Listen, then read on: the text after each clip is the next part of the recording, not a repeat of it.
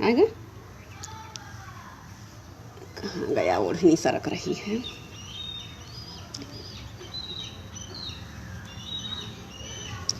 सबको नमस्कार, प्रणाम। यहाँ रस निष्पत्ति पर हमें बोलने का अवसर मिला है। बोलने क्या, यहाँ सब कुछ तो किताबों में लिखा हुआ है, लेकिन हमें अब तक रस निष्पत्ति से के संदर्भ में क्या समझ में आया वह मैं आप लोगों से साझा करना चाहूँगी। तो जो रस निष्पत्ति है मतलब रसानुभूति या कुछ अच्छा लगना, मतलब आत्मा, मन और मस्तिष्क का संयोजन। तो आत्मा, मन, मस्तिष्क का संयोजन जो है वो उसके माध्यम से कैसे आनंद मिलता है, उसकी पूरी प्रक्रिया रस निष्पत्ति के अंतर्गत है। सर नहीं ढका पा रहा है भाई, ये ओढ़नी अच्छी नहीं है। हाँ, तो उस प्रक्रिया रस निष्पत्ति के अंतर्गत है। अब ये देखिए कि जैसे अभी ईसीजी मशीन है, एमआरआई है, तो सारी चीज़ें बहुत सारा विश्लेषण शरीर का दे देती हैं, लेकिन मन, मस्तिष्क और आत्मा और सबके ऐक्य का आनंद, यह सब विश्लेषण कैसे हो, किस प्रक्रिया से, बहुत अच्छा लगता है। तो इसलिए इसका जो है भरत मुनि ने रसानुभूति का सूत्र, रस सूत्र दिया है नाट्यशास्त्र में। और चूँकि सूत्र शैली सबको नहीं समझ में आती, मुंडे मुंडे वो मतिर्भिन्ना कहते हैं, तो सब में अलग अलग मस्तिष्क है, अलग अलग अवबोधन क्षमता है। तो रसानुभूति जो है सबके लिए कैसे सबको समझाया जाए, इसलिए समय समय पर लोगों ने उसकी व्याख्या की। जब किसी की व्याख्या लगता है कि एक स्तर के बाद असमर्थ हो रही है, तो फिर नई व्याख्या आ जाती है। तो कुल मिला के रस निष्पत्ति की प्रक्रिया की व्याख्या में ही बहुत सारे भाष्य, ग्रंथ, शोध हुए हैं। अब हम ये देखेंगे कि रस क्या है, पहले तो ये समझ लें। तो रस को समझने के लिए जो है आचार्य विश्वनाथ ने साहित्य दर्पण में सूत्र दिया है, रस सूत्र। वो उसकी रस क्या है, इसके लिए वही सत्व का उद्रेक हो जिसके माध्यम से, और उसका अपना रस का प्रकाश होता है, वह चिन्मय होता है। तो मतलब ये भी है ना कि उसमें फिर सहृदय का भी है कि हर किसी को रसानुभूति नहीं हो सकती, उसके लिए सहृदय का होना अपेक्षित है। ऐसा ना हो कि हम अन्यमनस्क हैं या हमें कोई चिंता है, कोई भय है, कोई डर है, और हम कहें कि हम पिक्चर देख के तो हम उलझे रहते हैं। तो सीधे शब्दों में कहें कि रसानुभूति के लिए आपका सुलझा होना ज़्यादा ज़रूरी है। और यह एक भोग की ऐसी अवस्था है जो आप उस रसास्वादन का भोग करते हुए दृष्टा भी बन जाते हैं। बहुत विलक्षण अवस्था होती है, जिसे अखंड जो रस के विषय में कहा गया है उसे आप अलग अलग नहीं कर सकते। आप रस का भोग भी कर रहे हैं और आसपास की चीज़ों से जो वेदांतर स्पर्श शून्य हैं, आसपास की चीज़ों से आप अपरिचित से हो जाते हैं, वहाँ आपका दृष्टा भाव जागृत हो जाता है। तो रसानुभूति की प्रक्रिया में चेतना की एक विशेष अवस्था जागृत रहती है और जीवात्मा, भोक्ता भी उसी रस का भोग कर रहा होता है, आस्वादन कर रहा होता है। तो डीप में जाएंगे तो ये जीवात्मा और परमात्मा दोनों की एक विलक्षण सक्रियता है। उपनिषद, ईशावास्योपनिषद और कठोपनिषद दोनों में शायद ये कहा गया है ना कि द्वा सुपर्णा सयुजा सखाया, कि एक ही डाल पर दो पक्षी हैं और एक जीवात्मा, एक परमात्मा, आत्मा, जो एक ही शरीर में दोनों, एक केवल भोग करता है, एक केवल देखता है। तो रसानुभूति की प्रक्रिया में जीवात्मा रस का आस्वादन भी कर रहा होता है और जो भोक्ता है, जो दृष्टा है, वह विलक्षण रूप से देख भी रहा होता है। तभी वह दृष्टा भाव जागृत रहता है, तब जाके वेद्यांतर स्पर्श शून्य की स्थिति प्राप्त होती है। तो रस के अभी किसी ने क्या पूछा, उत्पत्ति कैसे होती है, ये सब तो लिखा है सब जगह है। और इसमें भट्टनायक, शंकुक और भट्टलोलट तीनों ने अपना अपना मत दिया। एक स्तर के बाद तीनों के मत अव्याप्ति को प्राप्त होते हैं, मतलब उनकी व्याख्या संकुचित दिखती है, तो उसका समन्वय अभिनवगुप्त ने किया। तो इसको हम तो किसी भी किताब में समझ लेंगे, अभी मैं आगे उसकी परिभाषा दे दूँगी। एक चित्र तुरंग न्याय है, एक और कुछ है, कैसे कहाँ होता है। तो लेकिन अभी हमें सिर्फ ये देखना है कि मन की आनंद का वह विश्लेषण जो भरत का टाइम पीरियड अगर अनुमानित ही 200 BC है, अनुमानित है ये अप्रॉक्सीमेट, तो वह मन का विश्लेषण, मन के मोद की वह अवस्था उस समय उन्होंने कैसे की थी।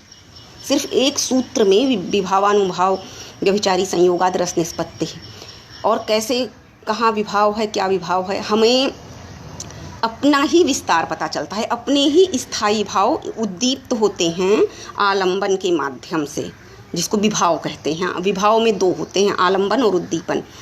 तो इन दोनों के माध्यम से हमारे अपने ही स्थायी भाव उद्दीप्त होते हैं और हमें अपना ही परिचय मिल जाता है, अपना ही विस्तार समझ में आता है। वह रसानुभूति की एक स्थिति होती है। तो इंडिविजुअल का यह आत्मिक विस्तार है, ये आत्म परिज्ञान का यह विस्तार है। और इसी कारण इसको नाटक को पांचवा वेद कहा गया है, क्योंकि नाटक बाद में काव्य को भी नाटक में ही एक तरह से श्रव्य काव्य के रूप में समाहित किया गया। साहित्य समग्र जो है नाट्य के अंतर्गत आ गया। बहुत सारे उसके प्रयोजन नाटक के काव्य के प्रयोजन भी माने गए हैं, उसी तरह से आते हैं। तो उसमें यही है कि आप ज्ञान की वह विलक्षण स्थिति जो आसपास के भौतिक जगत के ज्ञान से आपको मुक्त कर दे। इस संदर्भ में तो पहले तो हम रस का जो है स्वरूप देख लेते हैं, जो विश्वनाथ जी कहे हैं, सत्वोद्रेक अखंड स्वप्रकाश आनंद चिन्मय।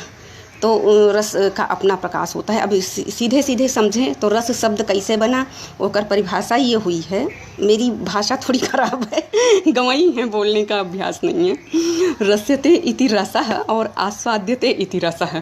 तो ये रस है जो रस्यते, जो आपको सिक्त कर जाए, भिगा जाए, और जिसका आस्वादन किया जाए, मतलब। और रस कैसा लगता है वो आप बोल नहीं सकते हैं, एक इसकी स्थिति होती है। और स्थिति कैसी होती है जो मानस में है, तन पुलकित मुख वचन न आवा, जहाँ वाणी भी मौन हो जाती है, असमर्थ हो जाती है उस आनंद को बताने में। तो जो है, जो वचनीय है, वचनीय कथा साहित्य काव्य, और जो दिख रहा है वो, उसका वो आनंद जो अनिर्वचनीय बन जाए, वो रस है मेरे हिसाब से। मेरे हिसाब से क्या, यही सबका हिसाब होगा।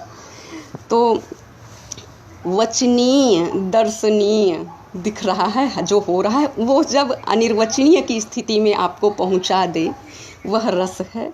और रसानुभूति है, वही रस है।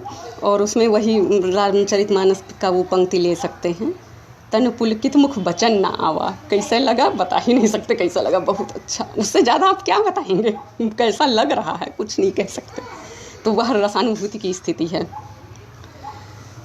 अरे जीवन की, किसी ने ये कमेंट किया है, काव्य की आत्मा। अरे काव्य की नहीं, आपके जीवन की भी आत्मा जो है रस ही है। जब तक रस नहीं है तब तक जीवन का आस्वाद आपको नहीं मिल सकता। तो कभी जीवन को भी एक काव्य के रूप में या साहित्य के रूप में आप महसूस करिए, तो यहाँ भी आपको रसानुभूति ही मिलेगी। चाहे वो कारुणिक परिस्थिति हो या फिर विभत्स परिस्थितियाँ हों, आप दृष्टा भाव को जगाए रखिए और वहाँ रस ही मिलेगा। तो पहले हम रस के स्वरूप पे आ जाएं आचार्य विश्वनाथ के अनुसार, क्योंकि यहाँ मेरा प्रयोजन है कि बीए के स्तर के बच्चों को मैं जो आदि आचार्यों ने, हमारे आप्त आचार्यों ने जो अब तक दिया है अपना मत रस से संबंधित और रसानुभूति से संबंधित और रस निष्पत्ति से संबंधित, उनको जब मैं बीए के बच्चों को आज पढ़ना ये क्यों ज़रूरी है, ये मैं बता दूँ। आज की तिथि में हम क्यों प्राचीन साहित्य को, आर्ष ग्रंथों को आज क्यों पढ़ रहे हैं, तो इस स्तर पर हमारा चिंतन पहुँचे, ये मेरा उद्देश्य है। बाकी तो लाइब्रेरी में तमाम किताबें हैं, विश्वविद्यालयों में प्रोफेसर्स पढ़ाते हैं, परीक्षा में प्रश्न आता है, लोग पास भी होते हैं अच्छे अंकों से। तो अरे जी सर जो है बहुत दुपट्टा गिर रहा है, गलत दुपट्टा ले आए हैं, देखिए तो क्या बताएंगे, सरक रहा है बहुत ज़्यादा। हाँ, अब अच्छा लगा हमको, खुद बिना से उघारा से नहीं अच्छा लगता है। तो कुल मिला के आप यह समझिए कि रस क्या है, जिसका आस्वादन हो। और रस सहृदय संवेद्य है। अगर सहृदय नहीं है तो भैंस के आगे बीन बजाओ, भैंस खड़ी पगुराए। तो आपको सहृदय होना बहुत ज़रूरी है रसानुभूति के लिए। आत्मीयता तभी आती है, तब भीग जाएं, और सहृदय ही रस का आस्वादन कर पाएगा। ठीक है। अच्छा, और रस का स्वभाव कैसन है? आनंदमय। एक आपको बताऊं, हिंदी आलोचना में आचार्य रामचंद्र शुक्ल ने इस विचार को ख़त्म किया है। उन्होंने कहा आनंदमय नहीं हो सकता, क्योंकि जब ऐसी परिस्थितियों के चित्रण को आप आनंदमय कैसे कह सकते हैं? जब प्रगतिशील साहित्य आया, गरीबी या कारुणिक दृश्यों के वर्णन को आप आनंदमय कैसे कह सकते हैं? आचार्य रामचंद्र शुक्ल ने ये कहा है आधुनिक आलोचना में, और मैं इसको जवाब दे सकती हूँ। कभी ज़रूरत उस लायक में हुई तो मेरी आवाज़ दूर तक जाएगी। आचार्य रामचंद्र शुक्ल को मैं सिर्फ एक जवाब देना चाहूँगी कि वो ये सही कह रहे हैं। एक स्तर पर हमें कारुणिक दृश्य रुलाते हैं, विभत्स दृश्य जुगुप्सा को उत्पन्न करते हैं, लेकिन हमारे भीतर का जो दृष्टा भाव है वह आनंदमय ही है, और हम हर हाल में उस आनंद की स्थिति को प्राप्त होते हैं। इसलिए रस को हम लोग कहते हैं कि उसका आस्वाद आनंदमय है। क्योंकि अगर आप बहुत कारुणिक दृश्य देखते हैं, जैसे अभी मैं रामचरितमानस में थोड़ी डूबी हूँ, तो मंदोदरी का विलाप मैं देख रही थी एक दिन, तारा का विलाप देख रही थी। अब जाहिर सी बात है, रावण और बाली अच्छे पुरुष नहीं थे, और उनकी पत्नियां रो रही हैं, करुण तो, लेकिन वो अपनी पत्नी के पति थे, और इस संदर्भ में उनकी पत्नी का विलाप कारुणिक हुआ। और वो जो करुणा हमें उत्पन्न कर रही है, दुख,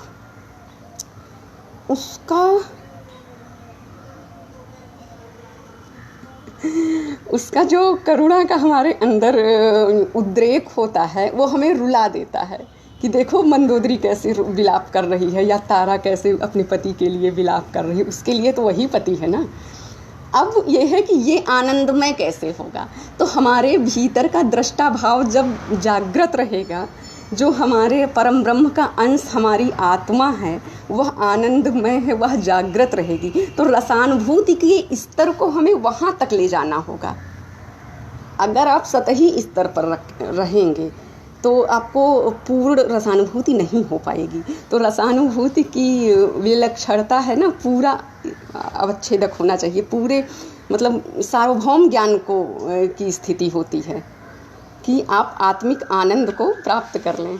ये है मतलब इन चीज़ों पे, जैसे प्रगतिशील साहित्य में बहुत करुणा, बहुत ऐसे घृणा वाले साहित्य लिखे जाते हैं, या किसी की बड़ी दयनीय स्थिति, गरीबी की, बीमारी की लिख दी जाती है, तो ये होगा कि इसमें आनंद कैसे होगा? तो इसमें आपका दृष्टाभाव जागृत होगा भीतर का, और अंतस का दृष्टाभाव जब आपका जागृत रहेगा, तो यही फिर हम लोग कहते हैं ना कि जगन मिथ्या, व्यवहारिक जगत में सर्वम दुखम है। तो आनंदमय तो रहेंगे ही, तो हमें रसानुभूति की यात्रा को वहाँ तक पहुँचाना होगा, तब हमें दिखेगा कि साहित्य, जीवन यह आनंदमय है, संसार दुखमय है, लेकिन जीवन आनंदमय। तो कैसे संयोजन कैसे होगा, इसको हमें समझना होगा।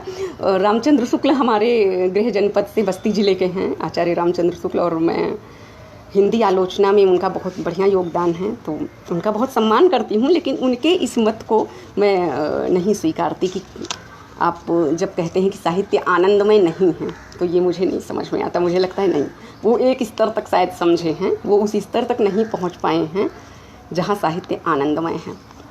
खैर, विषय अंतर हो रहा है।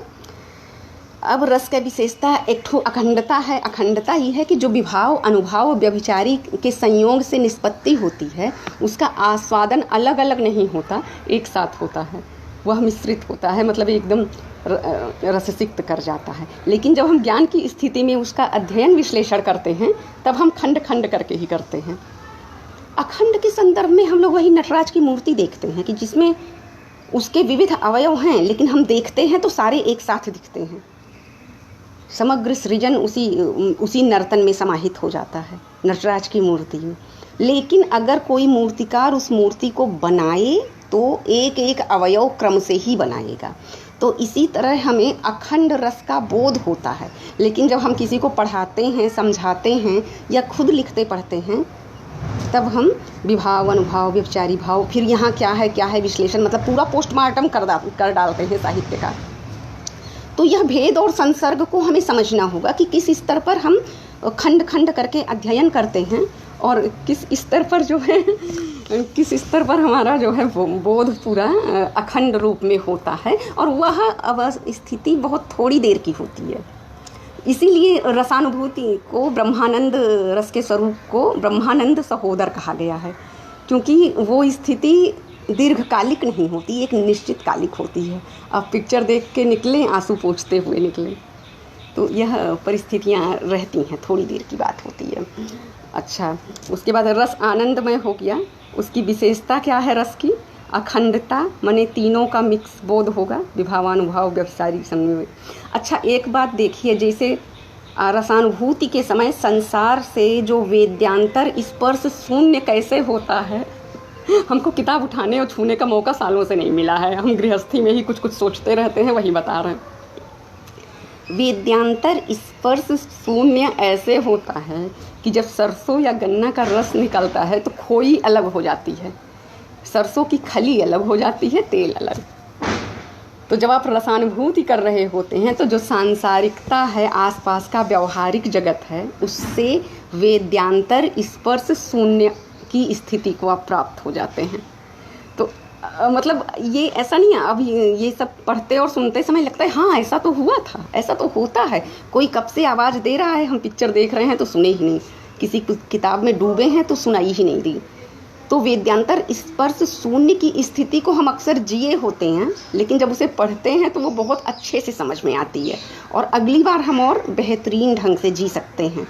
ये इसके लाभ हैं। कभी कभी जैसे खुद से भागने का जब दिल करे परिस्थितियों से, खुद से, तो भी किसी अच्छे साहित्य में डूब जाने से आप वेद्यांतर स्पर्श शून्य हो सकते हैं, यह लाभ है। तो ये हो गया चिन्मयता। चिन्मय मतलब प्रकाश स्वरूप है, मतलब रस का हम कभी अनुवाद करना चाहें तो अंग्रेजी भाषा में कोई शब्द हमें नहीं समझ में आता, लेकिन पता नहीं कभी कभी लगता है डिलाइट शब्द इसकी जगह, रस की जगह प्रयुक्त कर सकते हैं। क्योंकि रस चिन्मय होता है, चित्त का प्रकाश रस में है।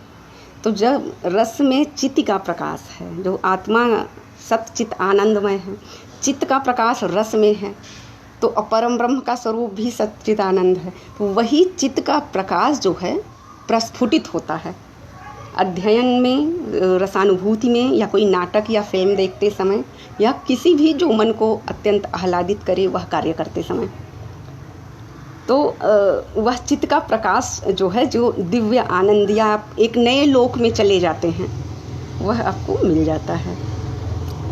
और जो है क्या बताएं, किताब उताब नहीं लाए हैं। और चिन्मय का अर्थ वही है कि जो आपकी अनुभूति वाली बुद्धि है, जैसे हम हरदम एक शब्द का प्रयोग करते हैं, बुद्धि अनुशासित मन है। तो जो अनुभूति वाली बुद्धि है वो रसानुभूति के टाइम में मृण्मय ना होकर चिन्मय हो जाती है। वही बुद्धि जो इस मृण्मय शरीर के आश्रय में है, वही बुद्धि रस में डूब के चिन्मय हो जाती है। तो इस चीज़ को, रसानुभूति को समझना चाहिए। और इसीलिए कहते हैं कि जब पढ़ो तो डूब के पढ़ो, कोई नाटक देखो तो सब भूल के देखो, या ज़िंदगी को जियो तो उसे पूरा जियो। तो पूरा जीने के लिए पूरा हम कैसे जी सकें, ऐसा ना हो थोड़ा यहाँ है थोड़ा वहाँ है, एक काम कर रहे हैं दूसरे में मन लगा है। ऐसे में हमें अगर रस के स्वरूप को अच्छे से समझ लें तो जीने का सलीका और संवर जाएगा, ये लाभ है इसका। अच्छा, एक दूसरा, रस का आविर्भाव सत्व के उद्रेक से ही होता है। जीवन में आनंद आपको तब मिलेगा कि परिस्थितियाँ कैसी भी हों। कुछ लोगों के पास बहुत सारी उपलब्धियों में भी वह आनंदित नहीं हो पाते, तो उसमें यह है कि उनका सत्व का उद्रेक कहीं ना कहीं न्यून है। तो रसानुभूति में जो सत्व का उद्रेक है, और रसानुभूति और रस के स्वरूप को सिर्फ साहित्य, नाटक या फिल्म जगत या काव्य तक ही परिसीमित नहीं करना चाहिए, इसके विस्तार को जीना चाहिए। तो इस विस्तार में आपको सात्विकता का उद्रेक आवश्यक है। नहीं तो फिर आपका ज्ञान बहुत सतही या एक स्तर तक ही रह जाएगा। तो ये जो है सत्व का उद्रेक और अंतःकरण रज और तम के उससे अलग हो। कुछ लोग मूवी देखते समय, एक काम करते समय मोबाइल भी खेल रहे हैं, ये भी कर रहे हैं, वो भी कर रहे हैं, तो वो वहाँ रसानुभूति पूर्ण नहीं हो पाती।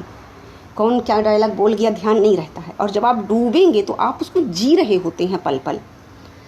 तो साहित्य को डूब कर और सही शब्दों में अध्ययन की प्रक्रिया यही है कि जब आप कोई भी एक शब्द वागार्थी संपृक्तो ही आरंभ करते हैं तो उस शब्द संरचना, अक्षरों के संघात के माध्यम से उसका शब्द संयोजन, संधि आदि, और उसके बाद उसके भाव विस्तार, अर्थ विस्तार को भरपूर जी लें।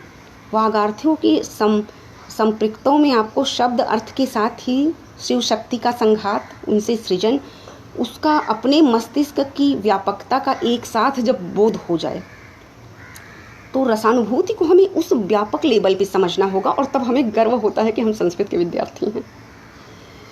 तो और रसानुभव का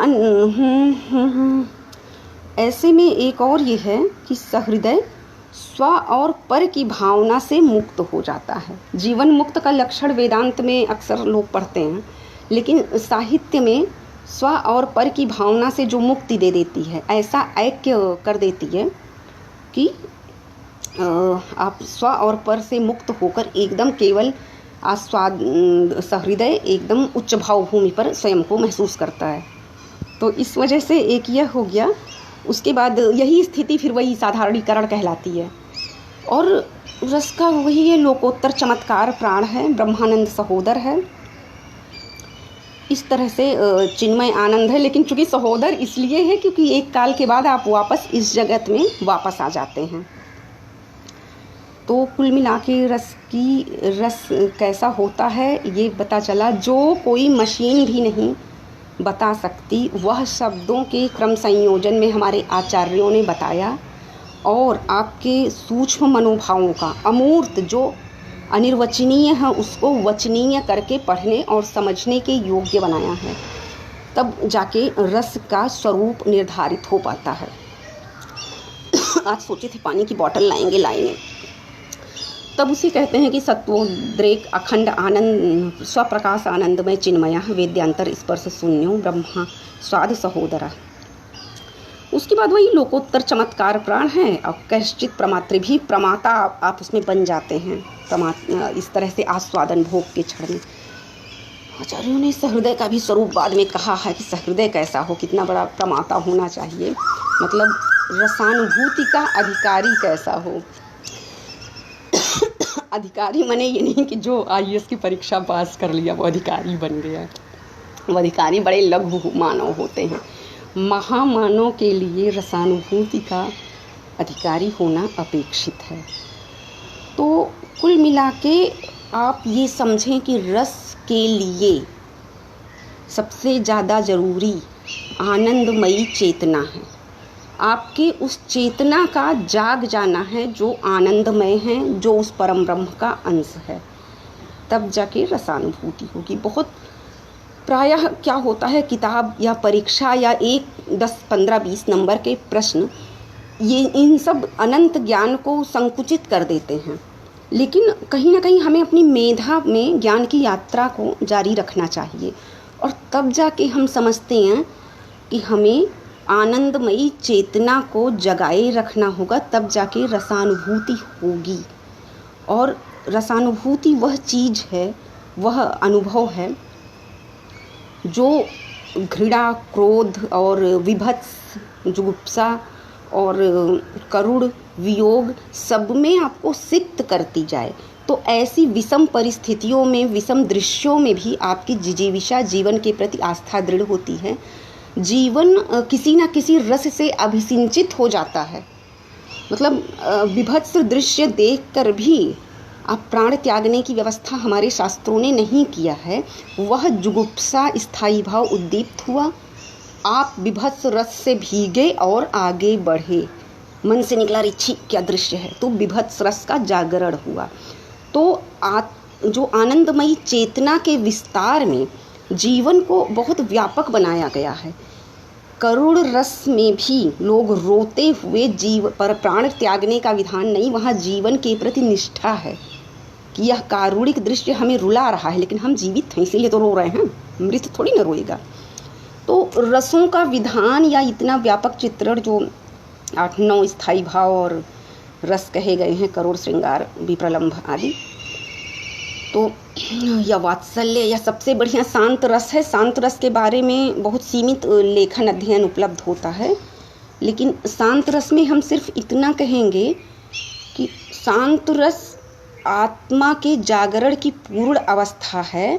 वह अवस्था है जिसमें एक भोक्ता शरीर को आत्मा स्वयं देखती है और बहुत तृप्त और संतुष्ट होती है, जहाँ एकदम अनिर्वचनीय की स्थिति होती है, वो शांत रस होता है।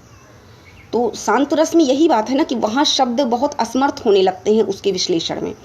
तो शांत रस भी जागृत चेतना की एक अवस्था है, जहाँ आत्मा का जागरण ये समझिए कि शरीर का दिग्दर्शन करता है जो सांसों की डोर में बंधा हुआ है। मतलब मैंने इसका साक्षात्कार एक बार किया है और वो ऐसी परिस्थिति थी कि हम खुद देखते हैं कि मेरी सांसों को कौन सी गति मिल रही है जिसमें यह शरीर बंधा है, संचालित है। शरीर की सार्थकता सांसों की गति से है, यह मैं खुद एक बार देख रही थी। और देखते देखते मुझे जो तृप्ति और तुष्टि मिल रही थी उसमें मुझे महसूस हुआ कि कितनी शांति मिली। मतलब शरीर को हम देख रहे हैं कौन कौन सी गति है, कैसी है, और केवल सांसें चल रही हैं। एक परिस्थिति में हम देखते हैं कि शरीर हमारी सांसों पर निर्भर है, लेकिन हम उखड़ती हुई सांसें, अपनाती हुई सांसें हमें दिखाती है कि किस तरह से हमारी सांसें भी इसी शरीर के आश्रय में हैं। ये मैंने खुद देखा है और उसमें मैंने शरीर को थमते देखा, सोते, निद्रा को प्राप्त होते, और शरीर शिथिल होकर जब सोने लगता है तो ये सांसें तब भी उसको कैसे संचालित रखती हैं, और यह चेतना का प्रकाश है। और वहाँ जब हम स्वयं को देख रहे होते हैं उस परिस्थिति में, तब वो चेतना का प्रकाश, सांसें गतिशील है, निरंतरता बनाए हुए हैं, सत्य वही शाश्वत सत्य है शरीर की अवस्थिति का, वर्तमान अवस्थिति का, और वही असली आनंद है। तो उसको दृष्टाभाव से देखने पर ऐसा महसूस हुआ, और वो शांत रस की रसानुभूति थी मेरी। तो ऐसा अनुभव हो जाता है कभी कभी, या कभी कभी ऐसे इतनी आसानी से नहीं होता, उसके लिए अनवरत साधना की आवश्यकता होती है। हमें अपनी दृष्टि को अतीव विस्तारित करते हुए बहुत बहुत व्यापक चिंतन मनन करके और फिर अपने समग्र चिंतन को अपने आत्मिक स्तर पर ले आना होता है, तब जाकर रसानुभूति होती है। मतलब एक ही मूवी में जैसे विविध देशों का दृश्य, विविध परिस्थितियों का दृश्य दिखाता है, लोक से लोकोत्तर तक पहुंचाते हुए, और वहाँ सब तरफ घुमाते हुए हमें हमारे आत्मिक स्थिति में लौटा देता है। और ये सब अखंड अवस्था होती है साधारणीकरण की, तब जाके हमें वो आनंद मिलता है, रस मिलता है, रस की निःसृति होती है, और उसी से फिर सरसता आती है और हम कहते हैं बहुत अच्छा लगा। तो ये चीज़ें आती हैं, और इसके लिए भावों का सतत प्रवाह अपेक्षित है रसानुभूति के लिए। कुल मिला के मुझे लगता है कि अब हम विभाव, अनुभाव और संचारी भाव की व्याख्या थोड़ी सी कर दें। भट्ट नायक, भट्ट लोलट और आचार्य शंकुक के मत के अनुसार तीनों ने अपने अपने विचार दिए कि रस आलंबन में उद्दीप्त होता है, नहीं स्थायी आश्रय में, सहृदय में उद्दीप्त होता है। तो आश्रय और आलंबन में होता है, नहीं संचारी भाव नहीं। और उसमें एक चित्र तुरंग न्याय भी दिया गया है कि जैसे उसमें घोड़े का चित्र देखकर हम समझ जाते हैं कि ये घोड़ा है, ऐसे हम रसानुभूति को समझ जाते हैं।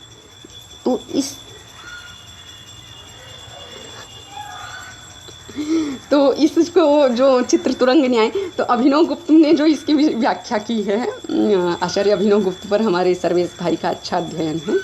उन्होंने जो शंकुक और भट्टनायक और भट्टलोलट के तीनों को की समीक्षा करते हुए उस स्तर पर पहुँचे जहाँ उनकी न्यूनता आ जाती है। तो जब उनकी ये बात है ना कि जब आप किसी की न्यूनता को आदि आचार्यों को आंकते हैं तो कहीं ना कहीं नया सूत्रपात होता है, नए विस्तार से आपका परिचय होता है। तो एक संदर्भ में मैं बताऊं, मैं शंकराचार्य को बहुत मानती हूं, बहुत सम्मान देती हूं, लेकिन जब मैं मूल उपनिषद का पारायण करती हूं तो मैं शंकराचार्य को वह श्रद्धा नहीं दे पाती, क्षमा करिएगा। तो मुझे लगता है कि शंकराचार्य ने बहुत बड़ा काम किया, 10वीं 11वीं शताब्दी या बाद में आए हैं, बहुत कुछ किया, सब पर भाष्य लिखा, बहुत कुछ कर लिए, लेकिन उपनिषदों को हाईलाइट किया, सबके लिए सुगम बनाया, सहज बनाया। लेकिन जब मूल हम पढ़ते हैं तो हमें शंकराचार्य से भी ज़्यादा अच्छा अर्थ उपनिषद अपना भाषित कर देते हैं। वो है ना, जायो पत्ते उसती सुवासा। तो जैसे अपना उपनिषद अपना अर्थ स्वयं हमें प्रकाशित करते हैं, जो शंकराचार्य के भाष्य से कहीं ज़्यादा विस्तारित है। तो इसलिए मतलब जब आप आदि आचार्यों का सम्मान में कोई कमी नहीं है, लेकिन हम जब नए ढंग से मूल का अध्ययन, मूल में जाते हैं तो हमें नया विस्तार मिलता है।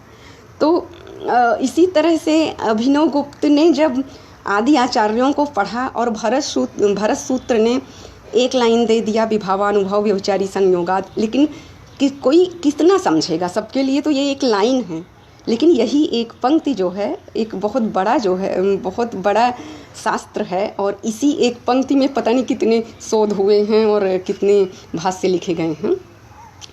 तो इसकी व्याख्या में जैसे अपने मति के अनुसार, उपस्थित सामाजिक के अनुसार लोगों ने भाष्य किया और एक स्तर तक वो सही हैं। ऐसे भट्टनायक या भट्टलोलट के विचार को जब हम देखते हैं, रसानुभूति की प्रक्रिया, रस निष्पत्ति कैसे हो रही है, देखा सहृदय ने, दर्शक ने रंगमंच पर राम को वन जाते हुए देखा, इतने सुकोमल राजकुमार वल्कल वेश में, तापसी के वेश में वन जा रहे हैं, ये दुखी हो गए सहृदय। तो दुख कहाँ है, दशरथ के हृदय में है, या फिर अगर वो वाला दुख होगा तो जैसे दशरथ मृत्यु को प्राप्त हुए वैसे सहृदय भी तो प्राप्त हो सकता है। नहीं, उतना दुख नहीं हो रहा है, इतना ही हो रहा है कि हमारे आंसू झरते रहें, हमारी भावनाएं सक्रिय रहें, तो हम रोबोट ना बने। तो रसानुभूति का एक उद्देश्य ये है। खैर अभी तो ये कहाँ रस निष्पत्ति होती है, किस जगह, पर्टिकुलर प्लेस पे, तो कहीं ना कहीं मतलब भट्टनायक भी सक्सेस रहे हैं, कहीं ना कहीं शंकुक भी सक्सेस रहे हैं और लोलट भी। लेकिन एक स्तर के बाद जब व्यापक रूप से इसको विश्लेषण करने लगूं कि क्या यह सार्वभौम सत्य है, तो सार्वभौम सत्य में इनकी व्याख्या अर्थ संकोच को प्राप्त होती है, भाव संकोच को प्राप्त होती है। तो जब भाव संकुचित हो रहा है तो अभिनव गुप्त ने नई दी परिभाषा अपनी, और उसमें जब उन्होंने साधारणीकरण की परिभाषा दी, और साधारणीकरण की परिभाषा ये जिसमें वही सहृदय वेद्यांतर इस पर शून्य हो जाता है, और उस परिभाषा में साधारणीकरण के जब ज्ञाता और ज्ञेय की एकता हो जाती है, ज्ञान और ज्ञाता और ज्ञेय की ऐक्य ही साधारणीकरण है। मेरा एक्चुअली शास्त्रीय ज़्यादा पक्ष है ना, या तो हम अवधि में बोलें गाँव की भाषा में तो अब थोड़ा सा लौकिक आ पाएगा। तो साधारणीकरण मतलब ज्ञान, ज्ञाता और ज्ञेय की एकता, ऐक्य, जहाँ सारे भाव विकार निर्मूल हो जाएं, तो वह साधारणीकरण की परिस्थिति होती है जो वेदांत के क्षेत्र में लाइफ टाइम के लिए परमानेंट उपस्थिति है, और साहित्य के क्षेत्र में उसकी एक एक निश्चित काल होता है, निश्चित समय के लिए उपस्थिति है। तो ऐसे में जो साधारणीकरण की परिस्थिति दी, और साधारणीकरण में रसानुभूति तीनों को होती है। मूल जो राम थे उनको भी वही रसानुभूति जो रंगमंच के पात्र है उनमें, और जो तल्लीन भाव से इसमें जो है सहृदय सामाजिक देख रहा है, उसमें तीनों में वही भाव उद्दीप्त होता है, और वही साधारणीकरण की स्थिति से रसानुभूति होती है। ऐसा हम किताब उताब पढ़े नहीं हैं, तो हम एक एक करके जो है शंकु का भट्ट नायक का टाइम पीरियड, वो क्या कहे ऐसे बताना मुझे मुश्किल होगा। आप रस निष्पत्ति की प्रक्रिया की सामयिक प्रासंगिकता समझिए। अगर इसका आपको अवबोध हो रहा है तो आप अपनी मौलिकता समझिए, क्योंकि हर व्यक्ति अड़िमा है, मड़ियों में शेष। तो आप यह समझ सकते हैं कि हम और लोगों से अलग कैसे हैं। तो इस संदर्भ में आपको रसानुभूति की प्रक्रिया में आप स्वयं को कितना विलक्षण पा रहे हैं ये रख सकते हैं। और इसकी ये है कि जो भावों का विस्तार या संचारी भाव अनंत होते हैं, शायद कहीं 27 संचारी भावों का जिक्र है, लेकिन संचारी भाव अनंत होते हैं। वो जल बीच तरंग का कहा गया है ना, जैसे जल के बीच लहरें उठती हैं, विलीन होती हैं, आते जाते हैं। तो वो अनंत संचारी भाव आपके अंदर कितने ज़्यादा किस स्तर तक हो सकते हैं, इसका आत्मज्ञान, अपना ही परिचय। कभी कभी बहुत करुण दृश्य से मन ऊब जाता है, छी हम नहीं पढ़ेंगे, क्या रोएं पढ़ के, अभी तो मूड दूसरा है। तो कहीं ना कहीं हम अपने मूड का भी, वही एक पुस्तक जो किसी को बहुत अच्छी लगी होती है, वही साहित्य शायद हमें नहीं अच्छा लगता। तो ऐसे में हम अपनी इंडिविजुअल पावर को, इंडिविजुअल क्वालिटी को जज कर सकते हैं। तो रसानुभूति की प्रक्रिया या रस निष्पत्ति केवल वही नहीं है जो भरत सूत्र ने जो दिया और जो आचार्यों ने व्याख्या की, वो होती है कि रसानुभूति की प्रक्रिया वह है, उस स्तर पर है जिसमें हम अपना आत्मिक अध्ययन कर सकें, स्वयं को समझ सकें। इट्स अ साइकोलॉजिकल एनालिसिस और मन का विश्लेषण है, ब्रेन एंड माइंड। जो मस्तिष्क जो समझता है और उससे मन कहाँ तक प्रभावित होता है, तो उससे आत्मा किस स्तर तक मुदित होती है, इसका यह अध्ययन है रसानुभूति। तो मुझे लगता है कि आप अगर कभी भी रसानुभूति या रस निष्पत्ति को पढ़ें और जब अभिनव गुप्त को खासकर पढ़ें तो किस स्तर पर अभिनव गुप्त ने पूर्वाचार्यों में भट्टनायक, लोल्लट और शंकु की किस किस स्तर पर पहुंचने के बाद पहले उनके मतों को देते हुए कहाँ तक वो सफल हुए हैं, तो आपको लगेगा एकदम सही है, ऐसे ही होता है। लेकिन जब उनकी आलोचना पढ़ने लगी तब लगता है कि हाँ भाई, नहीं होना चाहिए। अगर मूल राम में रसानुभूति हो रही है और वही रसानुभूति हम में है तो व्यभिचार दोष हो जाएगा। अगर सीताराम विषयक रति का बोध हम कर रहे हैं तो सही नहीं होगा। तो इस तरह से जब हम उनके आलोचनाओं के बिंदु को समझते हैं तो मुझे अपने मस्तिष्क में थोड़ा और विस्तार मिलता है। और फिर जब हम अभिनव गुप्त के मत से सहमत होते हैं तो हमें अपने मस्तिष्क का थोड़ा और विस्तार मिलता है। और जब किताब बंद करने के बाद उस पर चिंतन और मनन करते हैं तब मुझे समझ में आता है कि अच्छा, हमको कहाँ कैसे रसानुभूति होती है और हम लोगों से अलग कैसे हैं। जब एक भीड़ एक ही पिक्चर को देखती है तो कुछ लोग मोबाइल में खेलते हुए नज़र आते हैं, कुछ लोग कहीं मैसेज कर रहे होते हैं और कुछ लोग सब भूल के केवल आंसू बहा रहे होते हैं। तो इस तरह से आपके ब्रेन का और माइंड का ऐसा अध्ययन है जो आपको अपनी आत्मा तक पहुंचाता है। तो रस निष्पत्ति की प्रक्रिया में आप आत्मज्ञान को ज़रूर परखें। और ये ऐसा नहीं है कि केवल आप काव्यशास्त्र के एक अंश को पढ़ने के लिए कर सकते हैं। और मेरा यह कहना सिर्फ बीए और एमए के बच्चों के लिए है जो बहुत गर्व महसूस करें कि वो इस स्तर का अध्ययन करते हैं जो बड़े बड़े साइंटिस्ट जिनमें लगे हुए हैं, और वो हमारे आचार्यों ने हजारों साल पहले दिया है। तो जब हम रसानुभूति, ऐसा नहीं है कि काव्यशास्त्र के एक पेपर और एक पेपर का एक क्वेश्चन के अंतर्गत हम पढ़ें, उसको हम कोई भी साहित्य पढ़ते समय, कोई भी, जैसे हम औरतें झाड़ू पोछा खाना बनाते हैं, उस समय भी हम रसानुभूति को जी रहे होते हैं। किस काम में हमें अभिरुचि नहीं आ रही है वहाँ रसानुभूति नहीं है। किसी काम में हम बहुत डूबे हैं, कोई हमें डिस्टर्ब कर रहा है, मुझे नहीं पसंद है, तो रसानुभूति को आपको पूरा जीना पड़ेगा, तब जाके आप अभिनव गुप्त की परिभाषा से आगे बढ़कर चिंतन कर सकेंगे। और हम ये जो कहते हैं कि हम पारंपरिक है, हमें अपने आदि आचार्यों की बात को पूरी तरह से मानना चाहिए, हमें ज़रूर पूरी तरह से सम्मान करना चाहिए, लेकिन हमेशा स्वयं को उस परंपरा को गति देने में अपनी भूमिका जरूर निभानी चाहिए। तो किस रूप में हम शास्त्रों की परंपरा में एक गति दे सकें? केवल परीक्षा पास होने के लिए, नौकरी के लिए अध्ययन नहीं होता है। मानव अस्तित्व की यात्रा उत्तरोत्तर उदात्त होती जाए, इस हेतु हम अध्ययन करते हैं। तो अध्ययन का व्यापक उद्देश्य रस निष्पत्ति प्रक्रिया के ये 4 सिद्धांत और उस चारों के माध्यम से हमारा अपना आत्मिक ज्ञान और उसका फिर हम लोक कल्याण के लिए कैसे विनियोग करें, ये। और फिर ज़रूरी नहीं कि हमारा विनियोग हर व्यक्ति के लिए हो, कभी किसी अवधारणा के लिए भी हो सकता है। हम अपने बच्चों को कैसे पढ़ाएं, हम अपने गुरुओं से कैसा व्यवहार करें। तो इस रूप में जब हम करते चलते हैं तो ऐसी ऊर्ध्व गति मिलती है मानवीयता को। और जो हमारा संकुचित अध्ययन एक डिग्रियों तक परिसीमित है, एक विश्वविद्यालय की बाउंड्री में बंद है, जो कि कभी गुरुकुल में पेड़ के नीचे हुआ करता था, क्योंकि वहाँ हमें धरती का विस्तार और आकाश का विस्तार दिखता था।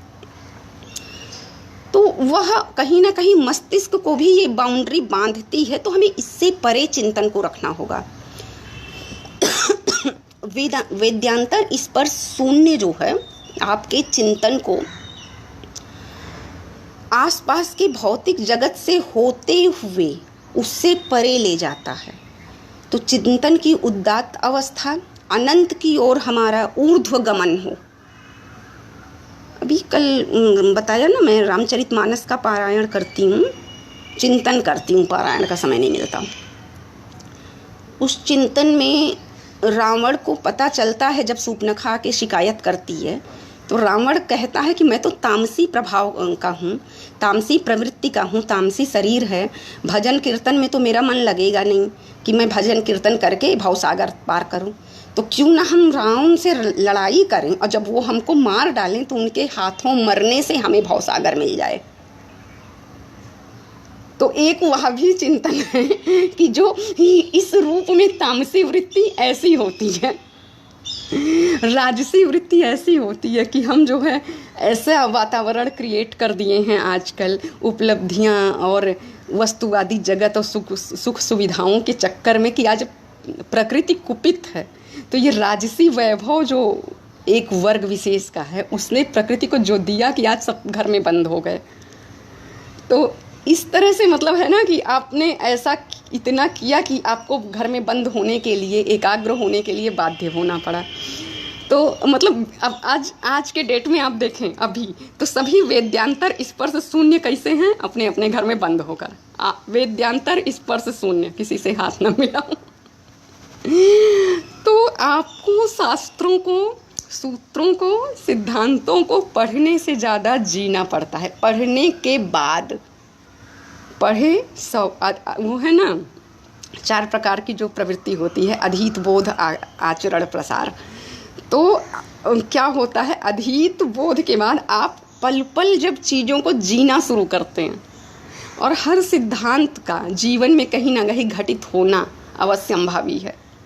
और ये जो ऋषि मंत्रों के दृष्टा होते थे, ये सारे सिद्धांतों को खुद जिए हुए होते थे, तब जाके वह मंत्रों का साक्षात्कार किए हुए थे। और कोई मेमोरी कार्ड नहीं था उस समय, केवल मस्तिष्क से मस्तिष्क में ज्ञान स्थानांतरित होता था, संरक्षित होता था और वह आगे परंपरा में बढ़ता जाता था। तो अभी रस निष्पत्ति के संदर्भ में मैं शायद सिर्फ इतना बता पा रही हूँ कि आप आदि आचार्यों को किसी भी पुस्तक से पढ़ लें, सेकेंडरी पुस्तक, प्राइमरी सोर्स, और अभिनव भारती की टीका में या फिर नेट की किसी भी गाइड में आपको एक दो लाइन में सारे आचार्यों का मत मिल जाएगा। उस मत को पढ़ने के बाद आप स्वयं समझें, मेरे स्तर से शुरू करके अपने स्तर तक पहुँचें। आपका स्तर, हर व्यक्ति का स्तर अतीव व्यापक है, तब जाके अध्ययन की सार्थकता है। और रस निष्पत्ति का वही एक, हम तो रामचरितमानस की भाषा में वही कहेंगे कि पुलकित तन मुख बचन ना आवा। तो वही परिस्थिति है कि जब मुख से आपका वचन एकदम अनिर्वचनीय एकाग्र होकर ध्यानस्थ होकर आप अध्ययन में तल्लीन हो जाएं, चिंतन में, तो इस स्तर पर है। बाकी अब घर जाएं, हो गया, कितनी देर हुई। अब ऐसा है, आज मेरी सुबह बात हुई है तो हम कुछ पढ़े लिखे क्या चिंतन भी नहीं कर पाए हैं, झाड़ू पोछा में व्यस्त थे। अब कल के लिए आप लोग कोई भी टॉपिक बताएं, काव्य शास्त्र, नाट्य शास्त्र, वेदांत या उपनिषद का या व्याकरण का। व्याकरण मुझे लगता है मेरा ज़्यादा अच्छा तैयार है, क्योंकि मैं ज्ञान की साधना में विश्वास रखती हूँ। और उसमें है ना गीता में, नहीं ज्ञानम सदृशम पवित्रम यह विद्यते, और सभी ज्ञान शब्द आश्रित हैं। ज्ञानम सर्वम शब्देन भासते, और शब्दों के साधुत्व के लिए हम व्याकरण पर आश्रित हैं। व्याकरण में भी शब्दों के अवबोधन विस्तार के लिए व्याकरण दर्शन पर आश्रित हैं। शब्दों के साधुत्व विस्तार, अभिव्यक्ति विस्तार के लिए व्याकरण की प्रक्रिया क्रम और प्रक्रिया व्यवस्था पर आश्रित हैं। तो मुझे कहीं ना कहीं लगता है कि इन दोनों, इसकी यात्रा में, व्याकरण की यात्रा में मैं शायद कुछ अच्छा आप लोग को अपने अवबोधन को बता सकती हूँ। इसके अतिरिक्त वेदांत या किसी भी और ग्रंथ में या उपनिषद या वेद आदि का कोई भी प्रसंग ले लिया जाए तो एक बहुत महत्वपूर्ण बात हमें याद आ रही है। अंगद रावण संवाद में रामचरितमानस के अंगद इतना अच्छा जवाब देता है रावण को। रावण कहते हैं कि तुम कुलघालक हो, अपने बाप बाली का जिसने वध किया है राम, उसी का साथ दे रहे हो। तो अंगद जवाब देता है कि पूरी दुनिया मुझे क्या कहती है तुम्हें नहीं समझ में आ रहा है, तुम तो 20 आँख और 20 कान लेकर भी कुछ न देख रहे हो न सुन रहे हो। मैं राम तो ये कटाक्ष करता है रावण अंगद को कि आप जो है, तुम बाली कहाँ है, तुम्हारे बाप मर गए ना। तो वो कहता है कि कुछ चिंता ना करो जवाब देने में, कुछ दिन 10 दिन के अंदर तुम भी बाली के पास ही पहुंच जाओगे, अंगद कहता है। अब इस प्रसंग को पढ़ते समय मुझे याद आता है कि डार्विन कहते हैं विकासवाद के सिद्धांत में कि हम सब बंदर की संतान हैं। तो डार्विन को एक जवाब देना चाहिए कि हमारे यहाँ के बंदर भी बड़े प्रबुद्ध रहे हैं, पहली बात। दूसरी बात, आज जब महामानव स्मार्टफोन, स्मार्ट सुख सुविधाओं से लैस है, तब भी अमेजन की घाटी में और अंडमान में ऐसी जनजातियां हैं जो निर्वस्त्र घूमती हैं। ऐसी जनजातियां आज भी हैं विश्व के जंगलों में। तो 5000 साल पहले जब पूरा विश्व जंगली था, बंदर था, होमो इरेक्टस से होमो सेपियंस की यात्रा कर रहा था, उस वक्त हमारे ऋषि मुनि मंत्र दृष्टा ज्ञानी थे, जिसका प्रमाण वेद हैं। तो इस रूप में भी अध्ययन करना चाहिए कि जब पूरा विश्व चिंपांजी हुआ करता था, विकासवाद की यात्रा के पहले चरण में था, तब हम लोग तब हमारे ऋषि थे और हम उनकी संतान हैं। और चाहे जो हो जाए, वो मनु की संतान अगर हम हैं तो हम मानवीय हैं, और जल प्लावन के बाद भी मनु बचे थे तो हम बचे रहेंगे। इस आस्था के साथ हमें प्रकृति की उपासना करनी चाहिए। तो मुझे कभी कभी लगता है कि जितने वैज्ञानिक हैं उनको एक चिट्ठी लिखकर भेज दें कि डार्विन का सिद्धांत जो है एक पक्षीय है। हो सकता है कि उनके देश वाले उस समय बंदर की संतान रहे हों, जिस समय त्रेता युग में हमारे देश का बंदर जो है बड़े प्रबुद्ध हुआ करते थे, ज्ञानी हुआ करते थे। तो और ये उस वक्त जो है यहाँ ज्ञान दृष्टा ऋषि हुआ करते थे, जिस समय पूरा विश्व होमो इरेक्टस से होमो सेपियंस की यात्रा में रत था। तो ये सब बात जो है ना, जब संस्कृत वालों का कोई आलोचना करता है तो उसे जवाब देना चाहिए कि तुम लोग तो सिर्फ इतना देखते हो जो वस्तु जगत में उपलब्ध है, और हम लोग का चिंतन वस्तु जगत से बहुत परे की चीज़ है। जिससे वस्तु जगत संचालित है हम वह देखते हैं, वह महसूस करते हैं और वह जीते हैं।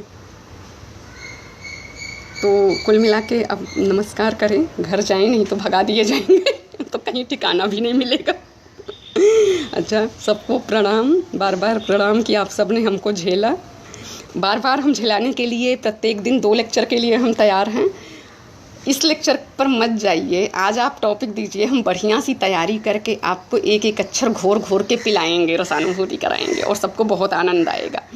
अध्ययन एक ऐसी चीज़ है जो बहुत बहुत मज़ा आता है जब पढ़ लो।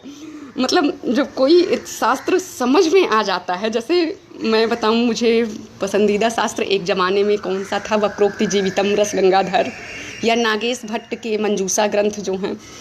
तो वो जब समझ में आ जाता था, नवीन न्याय की भाषा शैली में है, तब लगता था कि मैंने अपने ही मस्तिष्क के विस्तार को पा लिया। तो स्वयं का पाना बहुत विलक्षण होता है, और हम एक दूसरे के माध्यम से, किताबों के, यूनिवर्सिटी, डिग्री, नौकरी, सबके माध्यम से स्वयं को ही पा रहे होते हैं। तो जो उपनिषद में हम ब्रह्मास्मि हैं, उसी की व्याख्या है ये पूरा जगत। हम स्वयं को ही पा रहे होते हैं, और इन्हीं यात्रा से होकर गुजरने में ही रसानुभूति है। तो सबको बार बार प्रणाम, नमस्कार। और बहुत गलत बोलते हैं, शाह और सा का भेद मुझे नहीं आता है, वो मैं मूर्ख खलकामी। सा में क्या होता है, अवधी भाषा मेरी मातृभाषा है, तो इसमें दंत सकार ही केवल प्रयोग होता है। और बांग्ला यहाँ बोलते हैं तो बांग्ला मध्य शुद्धो तालव्य सकार होए, तो এই জন্যে আমি সবাইকে বলতে চাই, সবাইকে প্রণাম করছি, और সবাইকে এটাই বলতে চাই कि পরে আমি ভালো করে তৈরি করে বলবো। এই জন্যে আমাকে সবাই একটু ক্ষমা করুন। বাই বাই, টেক কেয়ার, নমস্কার।